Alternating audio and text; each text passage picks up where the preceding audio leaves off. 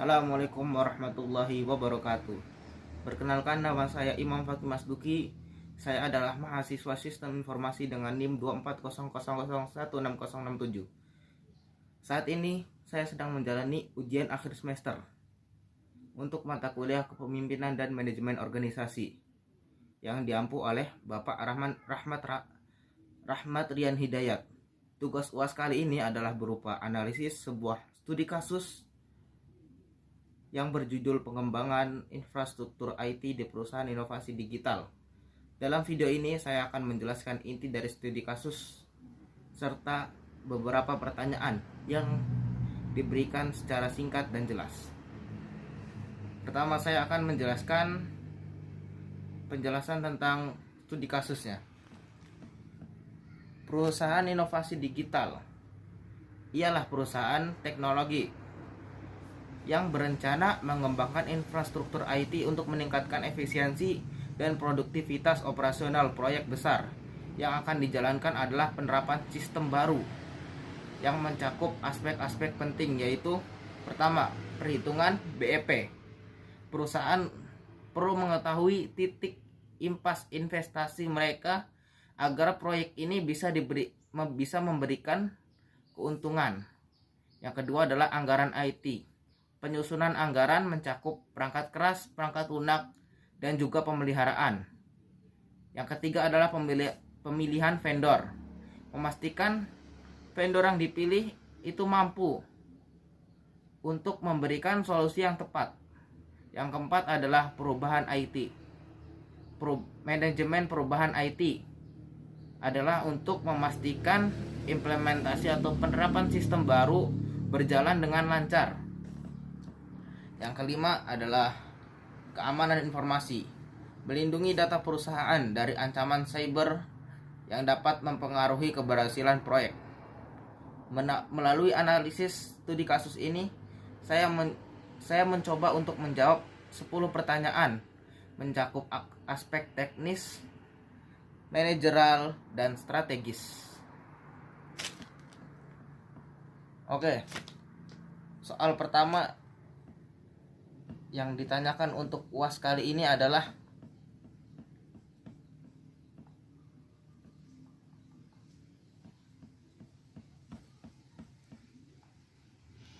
hitunglah BEP dalam rupiah untuk proyek pengembangan sistem baru. Tunggu, sebelum masuk ke soal, di sini saya akan menjelaskan atau data-data yang diberikan di studi kasus ini. Pertama, investasi awal untuk pengembangan sistem baru sebesar 750 juta rupiah. Biaya tetap tahunan atau biaya tetap tahunan seperti perawatan, maintenance, gaji, dan lain-lain sebesar 300 juta rupiah. Biaya variabel per unit atau biaya untuk membuat satu unit satu produk adalah 500.000 rupiah. Harga jual per unit, harga jual adalah 1,5 juta rupiah. Di sini juga di studi kasus juga diberikan rumus kontribusi margin per unit. Rumusnya adalah harga jual per unit dikurangi biaya variabel per unit. BEP unit rumusnya adalah biaya tetap dibagi kontribusi margin per unit. BEP dalam rupiah, BEP dalam rupiah itu rumusnya BEP unit dikali harga jual per unit. Jadi BEP unit tapi dikonversikan ke dalam rupiah. Selanjutnya adalah BEP dengan target laba. Rumusnya adalah biaya tetap ditambah target laba dibagi kontribusi margin per unit. Oke, kita langsung kepada soal yang pertama. Soal yang pertama adalah hitunglah BEP dalam rupiah untuk proyek pengembangan sistem baru.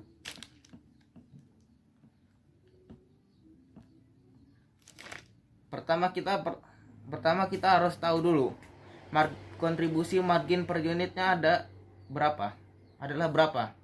Dengan rumus harga jual per unit dikurangi biaya variabel per unit. Jadi 1,5 juta dikurangi 500.000 akan menghasilkan 1 juta. Jadi BEP-nya adalah, jadi kontribusi margin per unitnya adalah 1 juta rupiah. Kita lanjut ke BEP unit. Dengan rumus biaya tetap dibagi kontribusi margin per unit. Biaya tetap berdasarkan data tadi adalah 300 juta dan kontribusi margin per unit adalah 1 juta. Jadi jika dibagi akan menghasilkan 300. Jadi BEP-nya adalah 300 unit per tahun untuk perusahaan inovasi digital. Jika kita konversikan ke dalam rupiah, maka tinggal BEP unit yang tadi 300 dikali harga jual per unit. 300 dikali 1,5 juta akan menghasilkan 450 juta. Jadi perusahaan akan balik modal jika mempunyai margin sebesar 450 juta per tahun. Kita lanjut ke soal kedua. Jika perusahaan inovasi digital menargetkan laba tahunan sebesar 200 juta, berapa jumlah sistem yang harus dijual? Oke, dengan rumus yang tadi diberikan pada studi kasus, dengan rumus BEP dengan target laba sama dengan dalam kurung biaya tetap ditambah target laba dikurangi kontribusi margin per unit.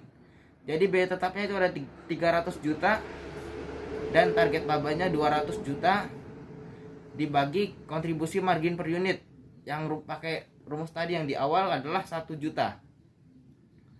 Jadi 500 juta dibagi 1 juta akan menghasilkan 500 unit.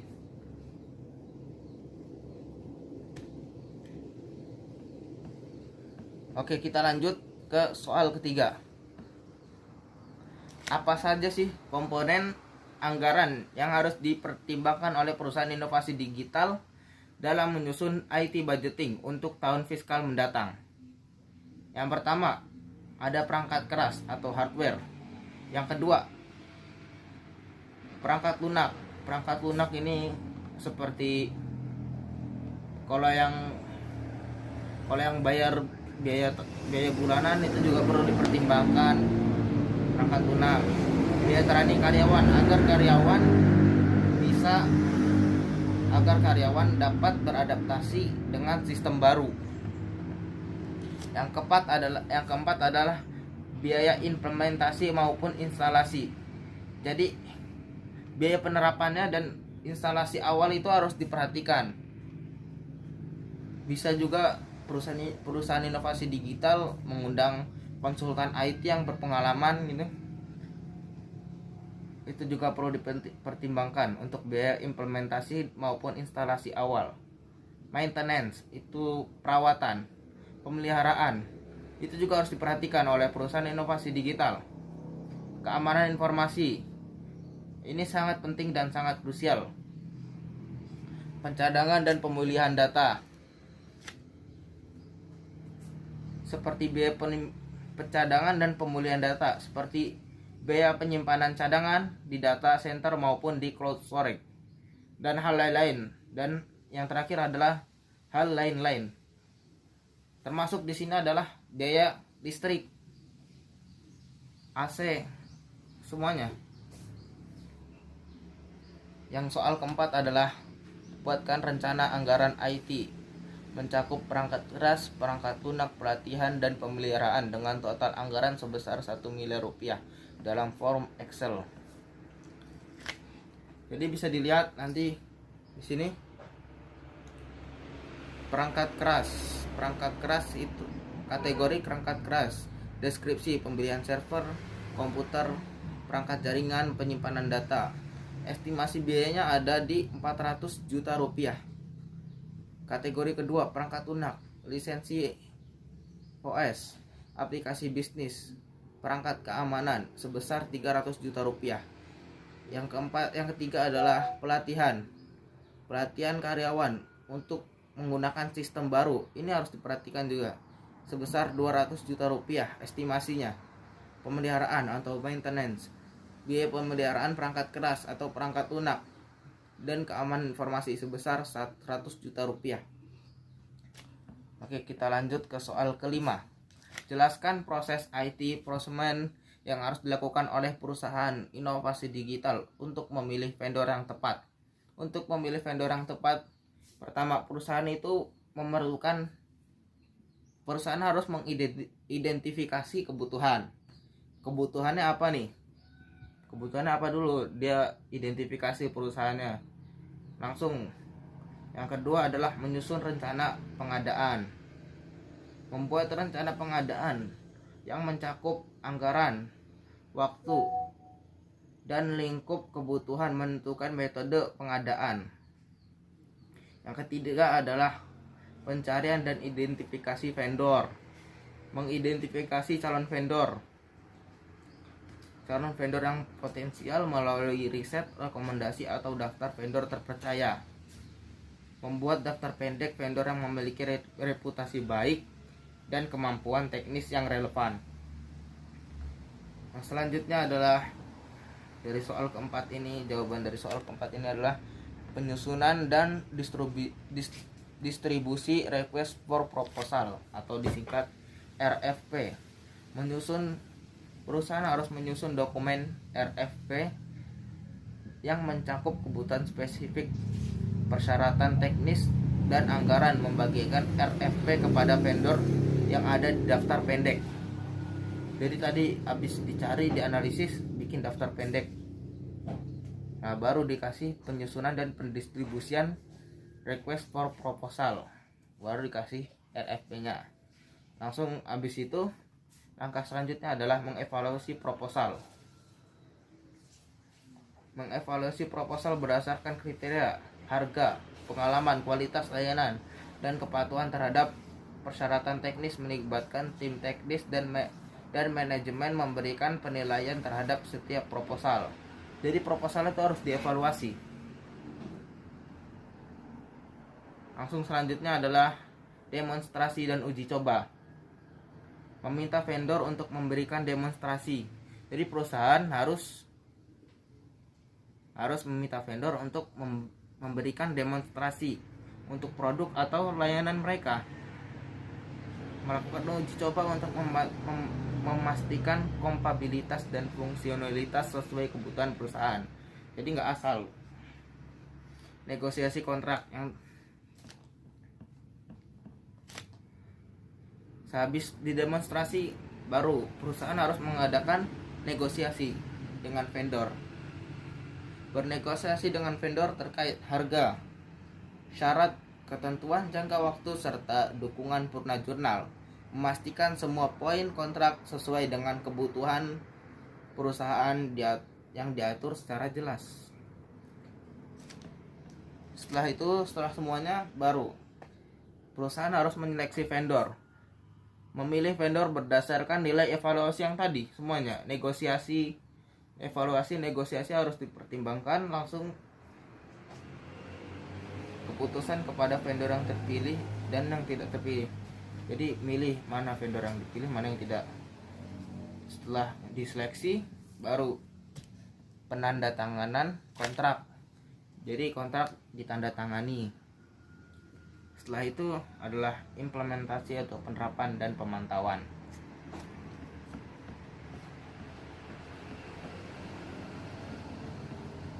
Kita lanjut soal kelima. Apa saja kriteria yang harus dipertimbangkan dalam pemilihan vendor untuk mengembangkan sistem baru ini?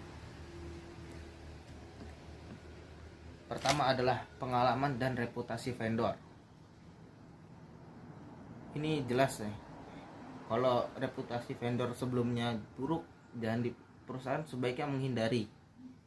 Tapi kalau baik, ya walaupun harus dievaluasi lagi, tapi pertama itu dulu, lihat dulu pengalaman dan reputasi vendor. Yang kedua adalah kesesuaian kebutuhan perusahaan. Vendornya ini harus sesuai kriteria, harus sesuai dengan kebutuhannya. Yang ketiga adalah layanan produk dan kualitas produk dan layanan. Gimana kualitas produk dan layanan milik vendor ini? Gimana, bagus nggak? Apa gimana? Perusahaan harus memperhatikan itu, dan itu dijadikan kriteria.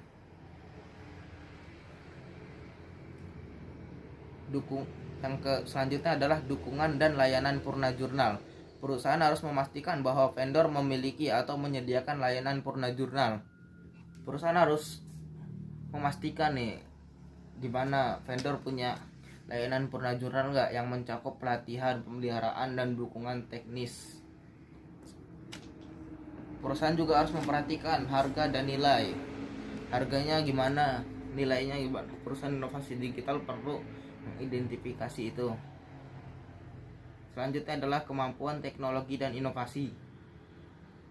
Perusahaan inovasi digitalnya harus lihat vendornya ini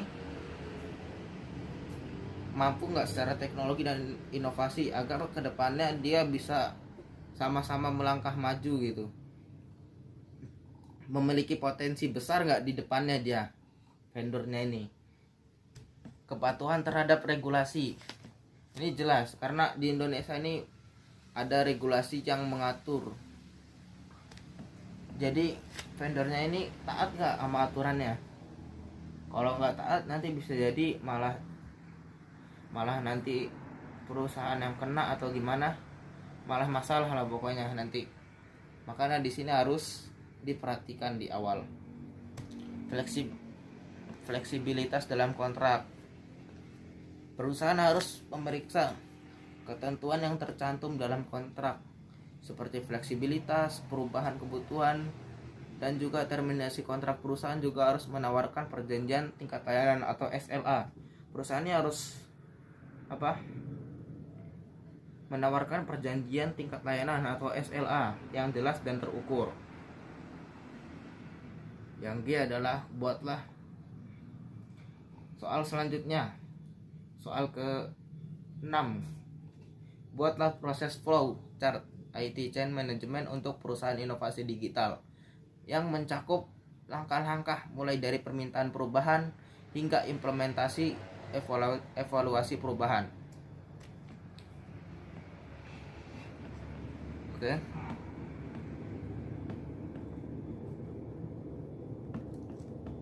Tunggu sebentar.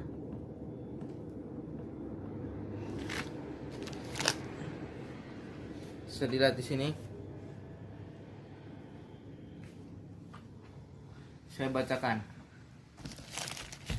Permintaan perubahan request of change atau RFC. Pertama adalah penilaian awal.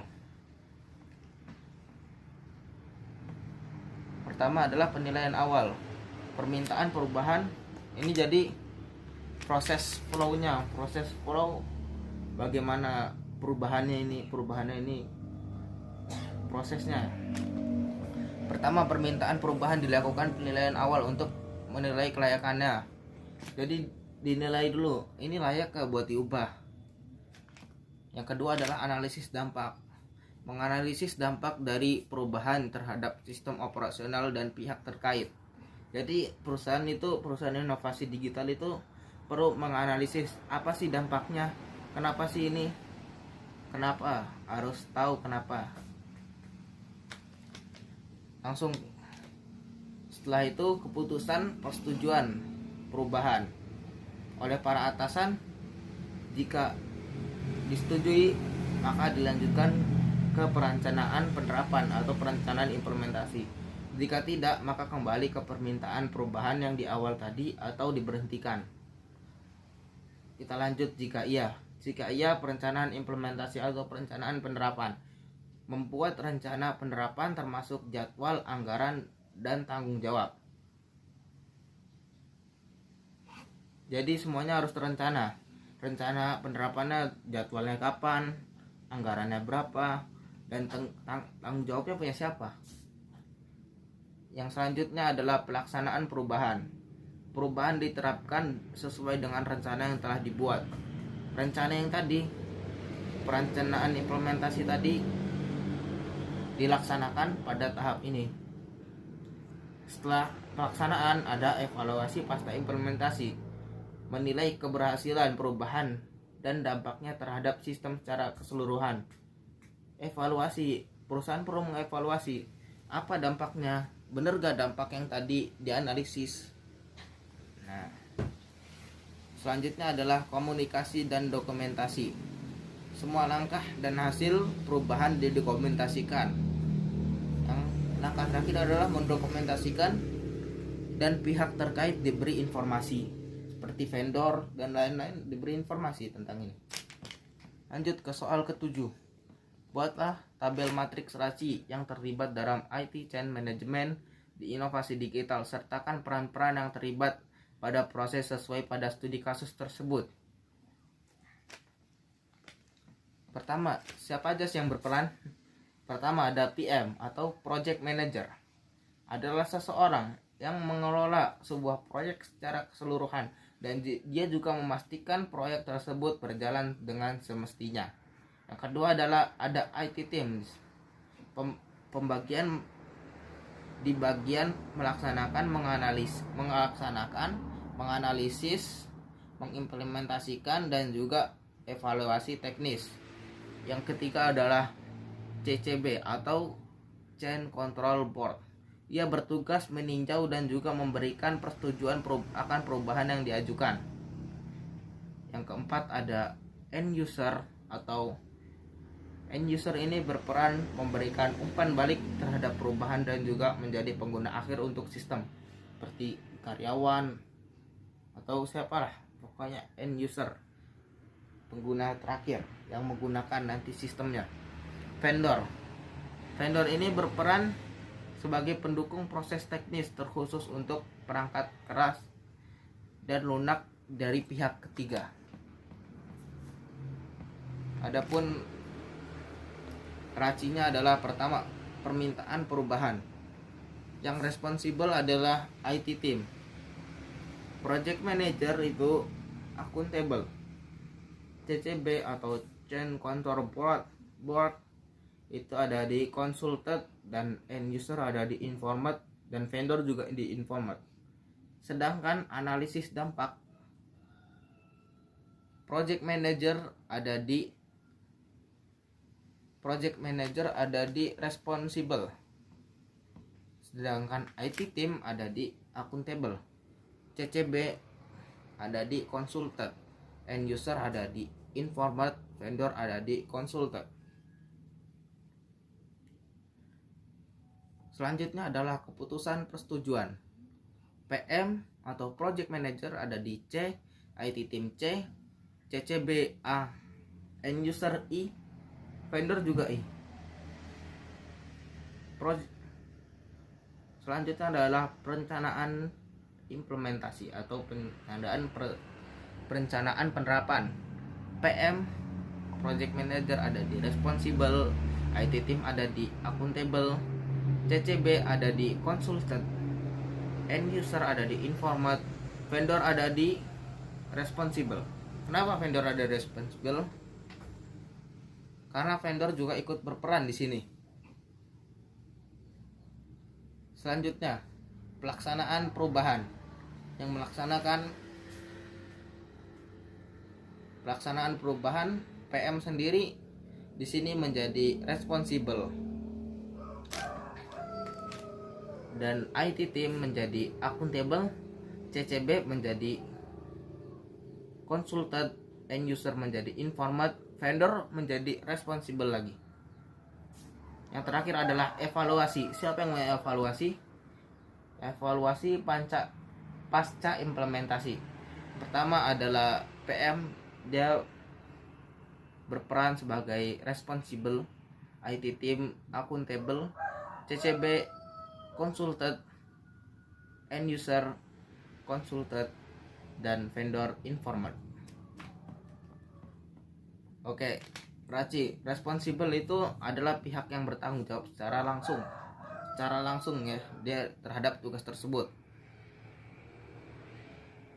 Accountable adalah pihak yang punya wewenang terhadap pengambilan keputusan dan memastikan tugas selesai, yaitu accountable. Consulted adalah berperan sebagai pihak yang memberikan umpan balik atau juga konsultasi terhadap tugas tersebut. Informed adalah pihak yang hanya perlu diberikan informasi terkait status proyek atau tugas tersebut. Oke, kita lanjut ke soal berikutnya. Jelaskan pentingnya penerapan keamanan informasi. keamanan informasi cyber security dalam proyek pengembangan sistem baru di perusahaan inovasi digital. Bagaimana penerapan dapat mempengaruhi keberhasilan proyek dan operasional perusahaan secara keseluruhan. Pertama, keamanan informasi itu dapat melindungi data perusahaan dan pelanggan. Ini sangat krusial. Apabila sewaktu-waktu terjadi kebocoran data, maka perusahaan akan kehilangan kepercayaan pelanggan. Kepercayaan pelanggan dipertaruhkan di sini. Bahkan berpotensi menyebabkan kerugian finansial dan juga reputasi finansial dan reputasi. Kalau data nggak dilindungin, bisa kehilangan kepercayaan pelanggan, kekurangan finansial, dan juga reputasi bisa buruk. Menjaga informasi dengan menerapkan keamanan informasi seperti enkripsi data, firewall, dan kontrol akses, perusahaan dapat mencegah kebocoran data, ancaman seperti malware dan cyber. Yang selanjutnya adalah dapat memastikan kepatuhan terhadap regulasi. Karena di Indonesia ini ada regulasi yang mengatur tentang keamanan sebuah perusahaan, yaitu diatur di GDPR atau peraturan perlindungan data.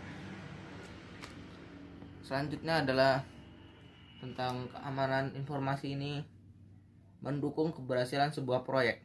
Jadi gini, kenapa bisa dikatakan mendukung keberhasilan sebuah proyek? Karena dia ini memastikan tidak ada gangguan dari luar, gangguan eksternal. Jadi proyek-proyek di dalamnya itu, sistem baru itu bisa berjalan dengan semestinya tanpa ada gangguan dari luar. Selanjutnya adalah menjamin keberlangsungan operasional. Seperti yang saya katakan tadi, maka tidak ada gangguan dari luar, jadi bisa menjamin keberlangsungan operasional. Selanjutnya adalah meningkatkan kepercayaan stakeholder. Para pelanggan, yang tadi saya jelaskan di pertama, para pelanggan itu lebih percaya terhadap perusahaan yang menjamin keamanan datanya dibanding yang ecek-ecek atau yang keamanan datanya itu lemah. Dan keamanan informasi itu bagi para pelanggan adalah indikator penting untuk menilai keberlanjutan dan profesionalitas sebuah perusahaan. Vendor juga sama, mitra juga sama, semuanya juga begitu. Selanjutnya adalah mengurangi biaya akibat insiden keamanan. Jadi jika memang nanti kebocoran data, itu biayanya akan lebih besar daripada menjaga data tersebut bayar bulanan misalnya gitu. Itu malah lebih besar. Malah lebih besar biayanya memperbaiki data yang telah bocor daripada menjaga data di awal.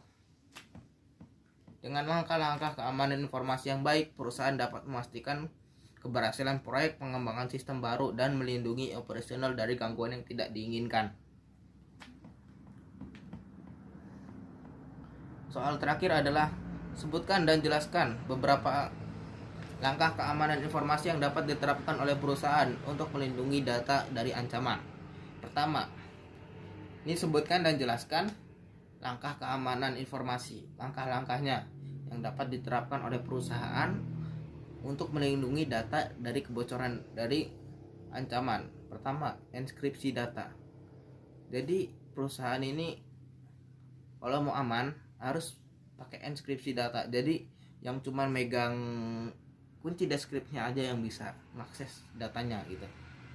Yang kedua adalah penerapan firewall.